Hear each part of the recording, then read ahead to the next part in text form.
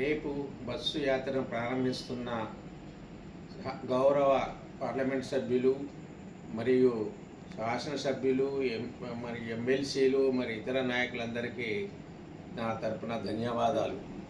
ఎందుకంటే చాలా శుభ పరిణామం.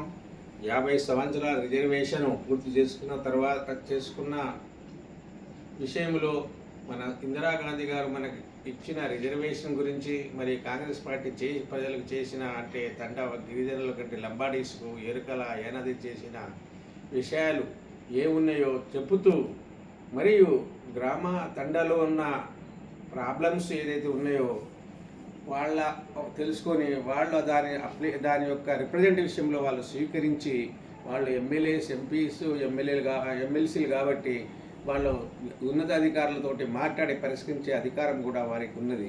వాళ్ళే కాకుండా ఇతర అనుభవస్థ నాయకులు కూడా మాజీ మంత్రివర్యులు ఇతర నాయకులు కార్పొరేషన్ చైర్మన్లు కూడా వారితో రావడం జరుగుతున్నది. అయితే నేను ఈ నాయకుల గురించి ఒక్కొక్క 2 ముచ్చటలు చెప్పాలని అనిపిస్తుంది. కాబట్టి దయచేసి మీరు మన లంబాడ మన ఎరుకల ఎనాదిస్ వాళ్ళ యొక్క సేవలను మీరు వినియోగించుకోండి. ఎందుకంటే చాలా మంచి శుభ పరిమాణం. ఇంతవరకు వాళ్ళు ఎవరు కూడా గ్రామాల్లో తండాల్లో వచ్చి తిరిగి ఈ యాత్రను చేపట్టలేదు. ఇది మొదటిసారిగా మనం చూస్తున్నాం. మొదటిగా నేను రవీంద్ర నాయక్ గురించి చెప్పదలుచుకున్నాను. రవీంద్ర నాయక్ చాలా సీనియరు. ఆయన లంబాడ ఎరుకల యనాది రిజర్వేషన్లో ముందు నుంచి 1972 నుంచి వారు నాకు తెలుసు. అక్కడి నుంచి ఇప్పటి వరకు ముందు వరుసలోనే ఆయన పనిచేస్తూనే ఉన్నాడు. ఎప్పుడు కూడా వెనుక తగ్గలేదు.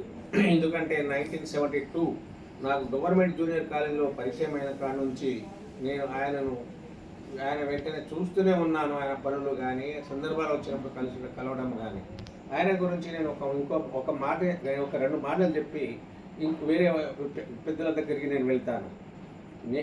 మనకు 1976లో మన బిల్లు పాస్ అయితే ఎస్టీగా బిల్లు పాస్ అయితే అప్పటికి 1977 జూలై 27 వరకు జియో రాలేదు. కాబట్టి నాకు 1976 అడ్మిషన్లో కాకతీయ మెడికల్ కాలేజీలో 4 సీట్లు వేకెంట్ పెట్టారు. ఎందుకంటే మీరు ఎస్టీలు కాదు, ఇది ఎస్టీ సీట్లు కాబట్టి మీరు ఎలిజిబుల్ కాదు కాబట్టి మీకు సీట్లు ఇవ్వమని చెప్పారు. వాళ్ళు నా దగ్గర వచ్చి మీరు రవీంద్ర నాయక్ గారికి కొంచెం లెటర్ రాయండి, వారి ద్వారా ఇది కావచ్చు అంటే నేను వారికి లెటర్ రాసి నేను హైదరాబాద్ పంపడం జరిగింది. అయితే ఆ లెటర్ చూసిన తర్వాత రవీంద్ర నాయక్ గారు అంటే వాళ్ళ అదృష్టం ఏందో, పిల్లల అదృష్టం ఏందో ఆ రోజు సెంట్రల్ మినిస్టర్ అయినటువంటి ఫ్యామిలీ వెల్ఫేర్ మినిస్టర్ రాజనారాయణ గారు అక్కడనే ఉండడం, రవీంద్ర నాయక్ వాళ్ళని కలవడం, ఆ 4 సీట్ల విషయంలో అక్కడ ఉన్న ఉస్మానియా యూనివర్సిటీ వీసీని పిలిపించి మీరు ఇమ్మీడియట్గా వాళ్ళ 4 సీట్లు ఇచ్చేయండి, ఆ సీట్లు వేకెంట్ పెట్టవద్దు,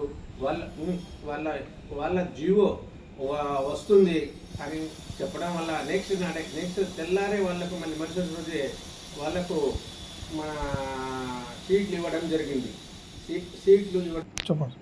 దాంతో వాళ్ళు ఎంతో సంతోషంగా మెడికల్ కాలేజీలో జాయిన్ అయ్యి ఎంబీబీఎస్ పూర్తి చేసుకున్నారు. ఆ 4 లంబాడి మన పిల్లలు తర్వాత పీజీ కూడా పూర్తి చేసుకున్నారు. వాళ్ళు ఎంతో ఉన్నత స్థితి, వాళ్ళ పిల్లలు వాళ్ళంతా ఉన్నత స్థితిలో ఉన్నారు. వాళ్ళు ఈరోజు ఆ 4 కుటుంబాలు కూడా వీళ్ళే కాకుండా ప్రత్యేకంగా వీళ్ళు రవీంద్ర నాయక్ ఫోటో పెట్టుకున్నా మనం ఆశ్చర్యపడవలసిన పని లేదు. అంత మంచి పని వాళ్ళకి చేసి జియో రాకముందే చేసి పెట్టడం జరిగింది. రవీంద్ర నాయక్ యొక్క కాలనీస్ కూడా నేను ఆదిలాబాద్లో చూశాను, ఇంకో దిక్కున చూశాను. సమస్యలు అంటే చాలా వేగంగా పోయి పనిచేసే వ్యక్తులు మన జాతిలో చాలా ముందు వరుసలో ఉంటాడు. నేను ఒక సందర్భంలో ఎంత తెలివంతుడు అంటే నేను ఒక సందర్భంలో ఆయన వరంగల్ జిల్లా పాలకుర్తిలో ఒక మీటింగ్ మన యువకులతో పెట్టడం జరిగింది.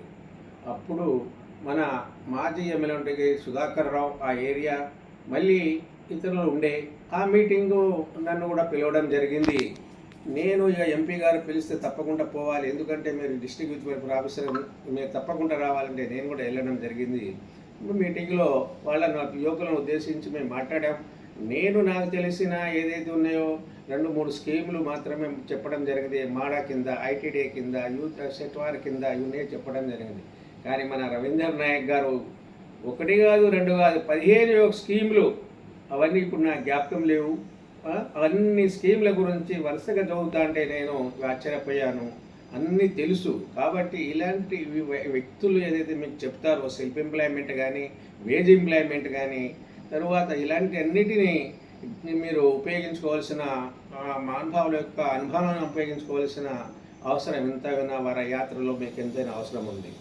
తరువాత రెండో వ్యక్తి గౌరవనీయుడు బలరాం నాయక్ గారు. చాలా సామ్యుడు, మంచి వ్యక్తి, సమస్యలు తెలిసిన వ్యక్తి. అందరు తెలంగాణ కాకుండా భారతదేశం మొత్తానికి ఆ సమస్యలు తెలుసు. ఆయన కేంద్ర మంత్రిగా పనిచేశారు. ఎందుకంటే కేంద్ర మంత్రిగా పనిచేశారు కాబట్టి ఆయనకు సమస్యలు కూడా తెలుసు. అంటే రవీంద్ర నాయక్ గారు మన రాష్ట్ర మంత్రిగా, తరువాత లోకసభ సభ్యులుగా, మరియు ఎస్సీ ఎస్టీ సెల్ మన సభ్యుడుగా, ఆల్ ఇండియా ఎస్టీ సెల్ సభ్యుడు కూడా వారు పనిచేయడం జరిగింది. అని మర్చిపోయాను నేను ఇంతకుముందు చెప్పడం. అయితే బలరాం నాయక్ గారు ఎంపీ గెలిచిన వెంటనే వారికి నా వరంగల్లో సన్మానం చేసి, ఆ సన్మానం కూడా నేనే సభాధ్యక్షుడిని. వారికి ఆ సన్మానానికి సంతోషం లేకుండా వారి ముందంత సమస్యల వలయం పెట్టాము మేము. ఆ సమస్యల వలయంలో ఇవి మన సమస్యలు గిరిజనులు ఇవి ఉన్నాయి, అందులో పర్టికులర్గా లంబాడి ఎరకలది ఇవి ఉన్నాయి, మీరు తప్పకుండా నెరవేర్చాలని చెప్పడం జరిగింది. ఆ రోజు ఆయన హామీ కూడా ఇచ్చాడు. అదేవిధంగా పనిచేయడం జరిగింది. మళ్ళీ కొన్ని సంవత్సరాల్లోనే 1-2 సంవత్సరాలు ఆయనకు కేంద్ర మంత్రిగా సామాజిక న్యాయం సాధికారత అనే కేంద్ర మంత్రి పదవి రావడం జరిగింది. ఆ పదవి వచ్చినాక కూడా మేము వరంగల్లో పెద్ద సన్మాన సభ ఏర్పాటు చేసి, ఆ సన్మాన సభకు నేనే సభాధ్యక్షుడిని. తర్వాత అనేక మంది ఎమ్మెల్యేలు, ఇతరులు ఎంపీలు రావడం జరిగింది. ఆ సభలో కూడా వారికి ఉద్దేశించి చాలామంది మాట్లాడుతూ, మీరు సమస్య పరిష్కరించే కెపాసిటీ ఉంది మీలో, మీరు ఆల్ ఇండియా లెవెల్లో మంచిగా రాణించగలరు, మంచి సామ్యుడు, సమస్య తెలిసిన వాడు, వారి సేవలను కూడా మీరు ఉపయోగించుకోవాల్సిందిగా కోరుచున్నాను. అదే అలాగే వస్తే మన బాలునాయక్ గారు, గౌరవనీయులు ఎమ్మెల్యే గారు, బ్రదర్ అవుతాడు. ఎందుకంటే వారు కూడా ముఖ్యవస్థకే వస్తారు కాబట్టి ఆయన సీనియరు ఎమ్మెల్యేలో. అంటే నాకు రాజ్య నాయక్ ఉన్నంత చదువు వారి గురించి నాకు లేదు. ఎందుకంటే ఎప్పుడు కూడా మేము కలుసుకోలేదు. చాలా అనుభవస్తుడు, రేవరకొండ ఏరియా నుంచి గెలుచుకుంటూ వస్తున్నాడు కాబట్టి, జడ్పీ చైర్మన్గా, తర్వాత ఎమ్మెల్యేగా కాబట్టి అక్కడే సమస్యలు రిజర్వేషన్ రాకముందు చాలా ఉండే కాబట్టి వారికి తెలుసు. వారి యొక్క అమూల్యమైన సేవను కూడా ఉపయోగించుకోవచ్చు. వారికి రిప్రజెంటేటివ్ ఇవ్వచ్చు. ఆ రిప్రజెంటేటివ్ని సాల్వ్ చేయండి అని వారికి మీరు యాత్రలో సున్నితంగా ఒత్తిడి కూడా చేయవచ్చు. కాబట్టి వారు కూడా ఈ యాత్రలో ఉంటారు. అదే కాకుండా మన డాక్టర్ రామచంద్ర నాయక్, గౌరవ రామచంద్ర నాయక్ గారు ఎమ్మెల్యే గవర్నకల్ బ్రదర్ అవుతారు. ఆయన నాది ఇద్దరిది మదనపల్లి అత్తగారు ఊరే. బలరాం నాయక్ గారు బావ అవుతాడు, బలరాం నాయక్ గారు నాకు మామ అవుతాడు వస్తుంది, చిన్న పెద్దనాయక దాంట్లో. అయితే రామచంద్ర నాయక్ మంచి డాక్టర్ చదువుకునే వ్యక్తి. తరువాత నేను ఆయన స్పీచ్ ఒకసారి చూశాను. ఆయన సోషల్ ఇంజనీరింగ్ అది రూస్కోఫాండ్ అమెరికన్ థింకర్ చెప్పినటువంటి విషయం. అది లా గ్రాడ్యుయేట్లకు మాత్రమే తెలుస్తుంది. ఒకసారి సోషల్ ఇంజనీరింగ్ గురించి మాట్లాడుతున్నాడంటే మంచి తెలివంతుడు, మన కేపబుల్ పర్సన్. ఇలాంటి వ్యక్తుల యొక్క సేవను కూడా మీరు ఉపయోగించుకోవడం. ఎందుకంటే తండలో మన యొక్క సోదరులు, పెద్దవాళ్ళు అందరూ కూడా వాళ్ళ సేవలను మీరు ఉపయోగించుకోవడం, వాళ్ళ సమయాన్ని మీరు సద్వినియోగం చేసుకోవడం చాలా ఉత్తమమైన విషయం. అదేవిధంగా గౌరవనీయులు తమ్ముడు మురళీ నాయక్ గారు, మహబాద్ చెందినవాడు. మా దగ్గర కాన్స్టిట్యున్సీ, మా కాన్స్టిట్యున్సీ అది మహబాదు. డాక్టర్గా నాకు తెలుసు. నేను కూడా మన బలరాం నాయక్ గారి ఎలక్షన్ క్యాంపెయిన్లో వారి కలిసి కూడా కలవడం జరిగింది చాలాసార్లు. ఆయన కూడా మంచి ఎడ్యుకేటెడ్, ఎంఎస్ జనరల్ సర్జన్. ఆయన కూడా మంచి దిట్ట. ఎందుకంటే ఆయన ఎక్కువ గిరిజనులు లంబాడీస్ ఉన్న ప్రాంతం నుంచి వచ్చాడు కాబట్టి వీళ్ళ సేవలు గుర్తుంచుకోవడం చాలా అవసరం. గౌరవనీయులు రామదాస్ నాయక్ గారికి ఎక్కువ పరిచయం లేదు. ఇద్దరం ఒకేసారి మన అల్లూరి ఖమ్మంలో డెంటల్ హాస్పిటల్ ఓపెన్ చేసినప్పుడు వాళ్ళు రావడం, వారిని నేను కలవడం జరిగింది. ఆయన కూడా చాలా చురుకైన, ఎందుకంటే చురుకైన వ్యక్తి, చురుకైన యువకుడు కూడా అని చెప్పవచ్చు. వారు కూడా ఈ టీంలో ఉన్నారు. అదే కాకుండా మన శంకర్ నాయక్ గారు స్టేట్ ఆదివాసుల ప్రెసిడెంట్, ఆయన కూడా ఎమ్మెల్సీ గారు, వారు కూడా ఈ టీంలో ఉంటారు. అది కాకుండా బొమ్మది మేట్ అయినటువంటి బెల్లారి నాయక్ గారు అప్పట్లో అన్న అన్న అని నాకు సంబోధించేవాడు. మంచి నాలెడ్జ్ సంపాదించుకున్నాడు. మంచి మన దాన్ని ఏమంటారు అంటే వాక్చతుర్థం ఉన్న వ్యక్తి ఈ టీంలో ఆయన ఉండడం జరుగుతున్నది. కాబట్టి చాలామంది పెద్దలు, అనుభవస్తులు ఎప్పుడు లేని విధంగా ఈ టీంలో వస్తున్నారు. కాబట్టి మీరు కాంగ్రెస్ పార్టీ ఈ తీసుకున్న నిర్ణయాన్ని, తర్వాత ఇందిరమ్మను గురించి మనం చెప్పవలసిన బాధ్యత మన అందరిపైన ఉంది. కాబట్టి వాళ్ళు వచ్చే యాత్రలో వాళ్ళకు సహకరించి వాళ్ళ యొక్క సమయాన్ని ఉపయోగించుకోవాల్సిందిగా నేను కోరుచున్నాను. వాళ్ళందరికీ నేను మళ్ళీ ఒకసారి ధన్యవాదాలు తెలుపుకుంటున్నాను. ఎందుకంటే రేపు ఎవరు చేసినా, ఏ పార్టీ చేసినా ఎవరు ఇందిరమ్మనైతే కాదనరు. లంబాడీస్లో బీజేపీ వాళ్ళు చేసినా, టీఆర్ఎస్ వాళ్ళు చేసినా, కాంగ్రెస్ వాళ్ళు చేసినా, ఇందిరమ్మ చేసిన పనినైతే ఎవరు కాదనరు. ఎవరు చేసినా, ఎవరు వచ్చినా, ఏ పార్టీ వాళ్ళు యాత్ర చేసినా మంచి పనులకే చెప్తారు, కానీ మనకే ఉపయోగపడుతుంది, కానీ మనకు నిరుపయోగం అయితే ఉండదు. కాబట్టి మంచి యాత్ర ఎన్నడూ లేనటువంటి తండలకు తిరిగి చేస్తున్న పనులు చెప్పడం చాలా ఉత్తమం. ఎందుకంటే ఇందిరమ్మ చాలా చేసింది. ఇందిరమ్మ గారు మనకు రిజర్వేషన్ ఇచ్చారు. తర్వాత బ్యాంకులు, ఏదైతే ప్రైవేట్ బ్యాంకులు ఉన్నాయో అవి మనకు ఏదైతే కింది వాళ్ళకి, బీద వాళ్ళకి మాత్రం లోన్ ఇవ్వరు. ఎందుకంటే కొలెస్ట్రాల్ సెక్యూరిటీ మీకు ఇవ్వరు, మీ రికవరీ పొజిషన్ ఉండదని అప్పుడు ఇందిరమ్మ ఆలోచించి బ్యాంక్స్ అన్ని గవర్నమెంట్ అండర్టేకింగ్ తీసుకొని పేద ప్రజల యొక్క స్కీములు ఏదైతే ఉన్నాయో డిఆర్డే ద్వారా కానీ, SC corporation, BC corporation, set వారు, ఐటీడీఏ ఇవైతే ఉన్నాయో ఆ స్కీములన్నీ ఏదైతే ఇంప్లిమెంట్ చేసి లోన్ రూపంలో వాళ్ళకు కొలెస్ట్రాల్ సెక్యూరిటీ లేకుండా ఇంప్లిమెంట్ చేయడానికి పనికి వస్తున్నాయి. వాటి గురించి కూడా వాళ్ళు చెప్తారు.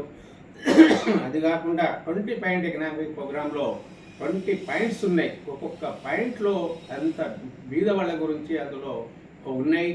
కాబట్టి ఆ 20 పాయింట్ ప్రోగ్రాంలో మనకు తెలియకపోవచ్చు. కాబట్టి వాటి గురించి కూడా వాళ్ళు చెప్తారు, వివరిస్తారు. ఏదైతే ఉన్నాయో సంస్థలు, ఆ సంస్థలు ఏ రకంగా సబ్సిడీస్ ఉన్నాయి, ఐటీడీలో ఏముంది, మాడోలో ఏముంది, డిఆర్డీలో ఏముంది, మన సెల్ఫ్ ఎంప్లాయ్మెంట్ ట్రైనింగ్ సెక్టార్లో ఏముంది, ఎంత ట్రైనింగ్, సెల్ఫ్ ఎంప్లాయ్మెంట్ ట్రైనింగ్స్ ఏమున్నాయి, వేజ్ ఎంప్లాయ్మెంట్స్ ఏమున్నాయి, ఏ విధంగా మనం పొందవచ్చు, మనం ఒకటి గవర్నమెంట్ మీదనే ఆధారపడకుండా ఇవన్నీ చెప్తూ వాటి ప్రయోజనాలను పొందుటకు మరియు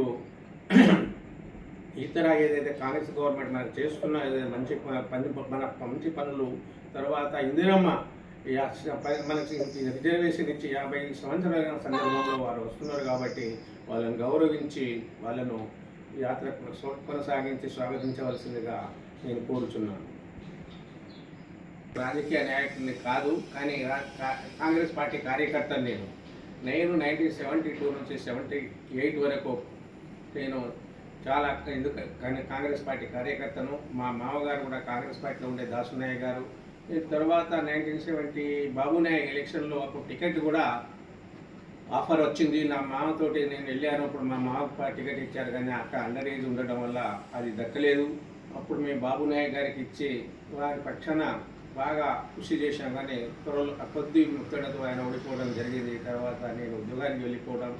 తర్వాత 2013 నుంచి నేను కాంగ్రెస్ పార్టీలోనే పనిచేస్తున్నాను. మా బలరాం నాయక్ మామగారితో వాళ్ళ ఎలక్షన్ క్యాంపెయిన్స్ పక్కన ఉన్న మన ఎమ్మెల్యేలు, ఎందుకంటే నేను సెట్వార్సీఓగా, డిస్ట్రిబ్యూట్ ఆఫీసర్గా 6 సంవత్సరాలు నేను పనిచేశాను. నా చేసిన పని కాలంలో నాకు ఎన్జిఓస్ కానీ, తర్వాత సెల్ఫ్ ఎంప్లాయ్మెంట్, వేజ్ ఎంప్లాయ్మెంట్లో 5,000-10,000 మందికి నేను రిహాబిలిటేషన్ చేశాను, ట్రైనింగ్ ఇప్పించాను, ఉద్యోగాలు ఇప్పించాను. ఆటోలు కానీ, జీబులు కానీ, ఎన్నో రకాలుగా మన దుకాణాలు కానీ ఇప్పేయడం జరిగింది. ఇలాంటి కార్యక్రమాలు నేను కూడా చురుకుగా చేశాను. మన వాళ్ళకు ప్రాధాన్యత ఇచ్చాను, బీద వాళ్ళకు సంబంధించి. ఎన్నో చుట్టుపక్కల గ్రామాల్లో కూడా ఎన్నో మండలాల్లో నోడల్ ఆఫీసర్గా చేశాను. కాబట్టి ఇవి మనకు తెలుసు ఏం ప్రాబ్లమ్స్ ఉన్నాయో, ఎలాంటి ప్రాబ్లమ్స్ని ఎవరు సెటిల్ చేస్తారో మనకు తెలుసు. కాబట్టి ఈ టీం యొక్క ఈ యాత్ర యొక్క మీరు సద్వినియోగం చేసుకోవాల్సిందిగా లంబాడ ఎరుకల యనాది సోదరులకు విజ్ఞప్తి చేస్తున్నాను.